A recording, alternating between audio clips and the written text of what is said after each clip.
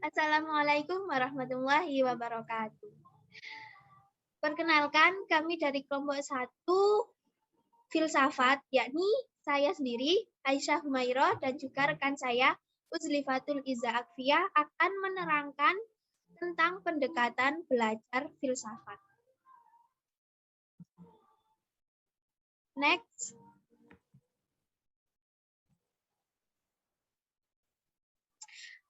Dalam pendekatan belajar filsafat, ada beberapa pembahasan. Pembahasan yang pertama yaitu pengertian pendekatan pembelajaran menurut para ahli. Yang kedua, ciri-ciri pendekatan pembelajaran. Yang ketiga, jenis-jenis pembelajaran. Yang keempat, pendekatan belajar filsafat. Dan yang terakhir, yang kelima, manfaat belajar filsafat.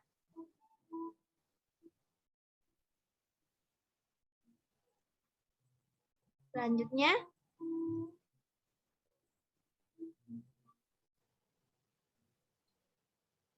pengertian pendekatan pembelajaran menurut para ahli. Menurut Gulo, diartikan suatu pandang kita dalam memandang seluruh masalah yang ada dalam kegiatan pembelajaran. Menurut Sanjaya, diartikan sebagai titik tolak atau sudut pandang kita dalam suatu pembelajaran. Menurut Wati, diartikan sebagai titik tolak atau sudut pandang tentang terjadinya suatu proses yang sifatnya masih sangat umum. Dan menurut Rahmawati, diartikan jalan atau cara yang akan ditempuh dan digunakan untuk memungkinkan siswa belajar sesuai dengan tujuan tertentu.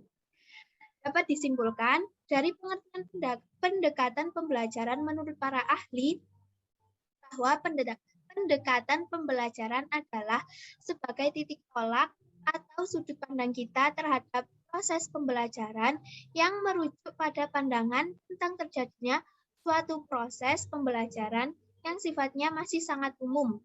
Di dalamnya mewabahi, menginspirasi, menguatkan, dan melalui metode pembelajaran dengan cakupan tertentu.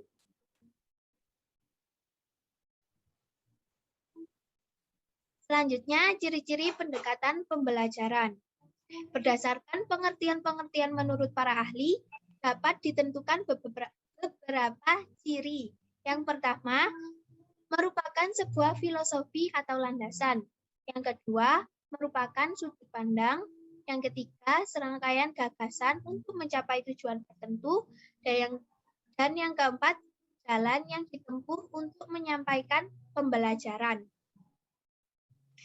Dari ciri-ciri di atas, ciri-ciri keempat ini tadi dapat disimpulkan bahwa pendekatan pembelajaran merupakan sebuah filosofi atau landasan sudut pandang dalam melihat bagaimana proses pembelajaran dilakukan, sehingga kita dapat mencapai tujuan dengan apa yang kita harapkan.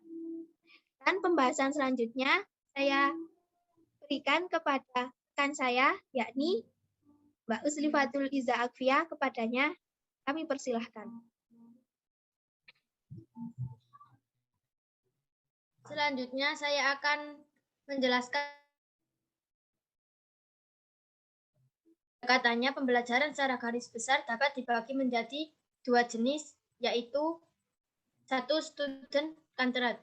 Student-centered adalah pendekatan pembelajaran dengan pusat pembelajaran diserahkan langsung ke peserta didik selama proses pembelajaran berlangsung. Yang kedua, teacher-centered adalah pendekatan pembelajaran berpusat pada guru sebagai seorang ahli yang memegang kontrol selama proses pembelajaran dalam aspek organisasi, materi, dan waktu. Dari jenis pendekatan pembelajaran di atas, selanjutnya diturunkan ke dalam strategi pembelajaran. Newman dan Logan menyebutkan 4 strategi dari setiap usaha, yaitu 1. Mengidentifikasi dan menetapkan spesifikasi hasil dan suasana yang harus dicapai. Yang kedua, mempertimbangkan dan memilih utama pendekatan yang paling efektif untuk mencapai sasaran. Yang ketiga, mempertimbangkan dan menetapkan langkah-langkah yang akan ditempuh sejak titik awal sampai dengan sasaran. Yang keempat, mempertimbangkan dan menetapkan tolak ukur dan patokan ukuran untuk mengukur dan menilai taraf keberhasilan usaha. Yang selanjutnya yaitu pendekatan belajar filsafat. Ketika mendengar istilah filsafat, maka yang terbayangkan dalam pikiran kita adalah ibarat yang seram, di mana kita akan kesulitan dalam mengerti, memahami filsafat itu sendiri. Bagi seorang pemula, memasuki dunia filsafat berarti memasuki ranah dunia yang begitu mempesona, sekaligus menantang dengan puluhan filosof dengan pemikirannya masing-masing. Untuk menyelami, maka diperlukan bagaimana cara untuk mempelajarinya. Adapun cara untuk mempelajarinya yaitu melalui pendekatan secara historis. Metode ini dipandang baik bagi para pemula dan pendekatan ini pemikiran para filosof terpenting dan latar belakang mereka dipelajari secara kronologis. Yang kedua yaitu pendekatan metodologis. Dalam pendekatan ini, berbagai macam metode filsafat ditimbang-timbang dan metode tersebut dipandang terbaik untuk melakukan filsafat. Yang ketiga, yaitu pendekatan analisis. Dalam pendekatan ini, dalam mempelajari filsafat, kita menjelaskan unsur-unsur dari filsafat. Dan yang terakhir, pendekatan eksistensial. Dalam pendekatan ini, memperkenalkan jalan hidup filosofi tanpa terbelenggu oleh sistematikanya. Menurut Doni Gahral Adian, terdapat 4 pendekatan dalam melihat atau memahami filsafat, yaitu 1. Pendekatan definisi. Dalam pendekatan ini, filsafat difahami melalui berbagai definisi yang dikemukakan oleh para ahli. Yang kedua yaitu pendekatan sistematis. Objek material filsafat adalah serwa yang ada dengan berbagai variasi, substansi, dan tingkatan. Yang ketiga yaitu pendekatan tokoh. Pada umumnya, para filosof yang membahas secara tuntas seluruh wilayah filsafat. Seorang filosof biasanya mempunyai fokus utama dalam pemikirannya filsafat. Dan yang keempat, pendekatan sejarah. Pendekatan ini berusaha memahami filsafat dengan melihat aspek sejarah dan perkembangan pemikiran filsafat secara kronologis.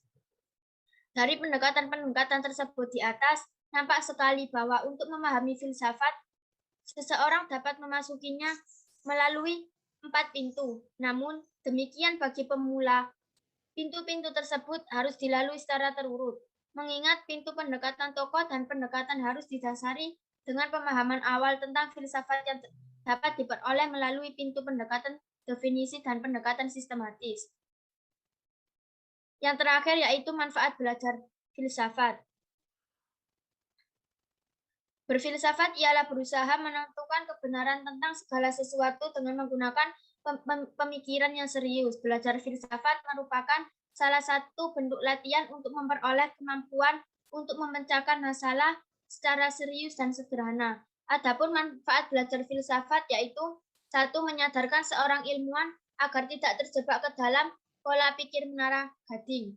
Yang kedua, menjadikan diri bersifat dinamis dan terbuka dalam menghadapi sebuah problem. Yang ketiga, menambah pandangan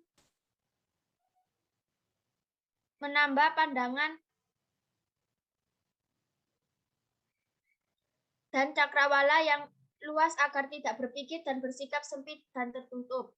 Yang keempat, menyadari akan kedudukan manusia baik sebagai pribadi maupun dalam hubungannya dengan orang lain dan alam sekitar. Sekian dari kelompok kami. Bila ada kesalahan kata, baik disengaja maupun tidak disengaja, kami minta mohon maaf sebesar-besarnya. Syukron. Wassalamualaikum warahmatullahi wabarakatuh.